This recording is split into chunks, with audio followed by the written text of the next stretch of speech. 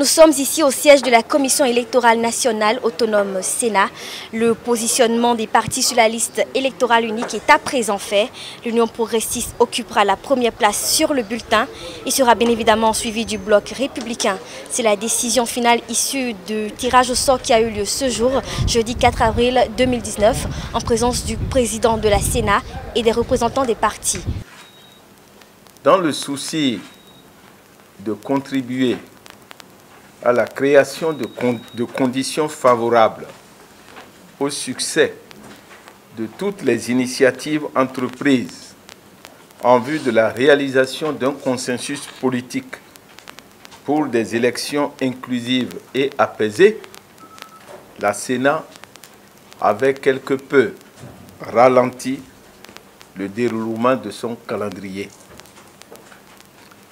Mais devant le constat de l'échec des négociations politiques et suite aux recommandations de la réunion des présidents des institutions de la République avec le chef de l'État le 1er avril 2019, ainsi qu'aux décisions du Conseil des ministres du 3 avril de poursuivre le processus électoral des législatives du 28 avril 2019, la Sénat, qui n'est qu'un organe technique d'exécution des lois et des règlements, se trouve dans l'obligation de relancer la mise en œuvre de son calendrier préalablement établi.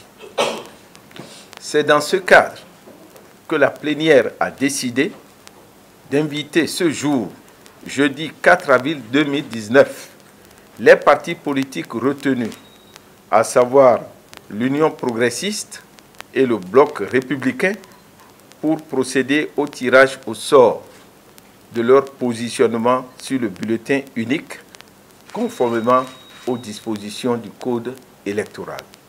Nous allons prendre l'avis des journalistes qui ont pris part à cette conférence de presse. Bonjour. Bonjour. Alors, après ce tirage au sort, oui, je crois que c'est déjà une chose importante. Nous, en tant que, disons, journalistes, nous avons assisté quand même à une scène qui a été bien faite. Et nous avons remarqué quand même que ça s'est passé dans une sobriété correcte. Mais ce que nous avons remarqué, c'est que, comme si le destin accompagnait l'événement, les progressistes occupent la première place, c'est-à-dire la droite, et puis les républicains sont en deuxième position, donc la gauche.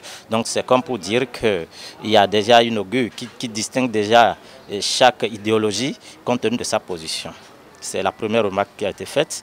Mais ce que nous voyons aussi, c'est que l'événement s'est déroulé dans un calme olympien. Il n'y a pas eu d'incident, et donc on pense que le processus électoral suit alors bien son cours. Bon, maintenant, par rapport à l'opinion publique, moi je pense qu'il est important que le pays évolue, parce que le blocage des institutions n'arrange personne. Et on dit un mauvais arrangement vaut mieux qu'un bon procès. Et moi je pense qu'aujourd'hui, le peuple béninois doit se lever, et prendre son destin en main et regarder dans l'avenir, au lieu de remuer le passé. Et moi, je pense qu'il est de bon temps que nous avancions et que les élections se passent en de très bonnes conditions.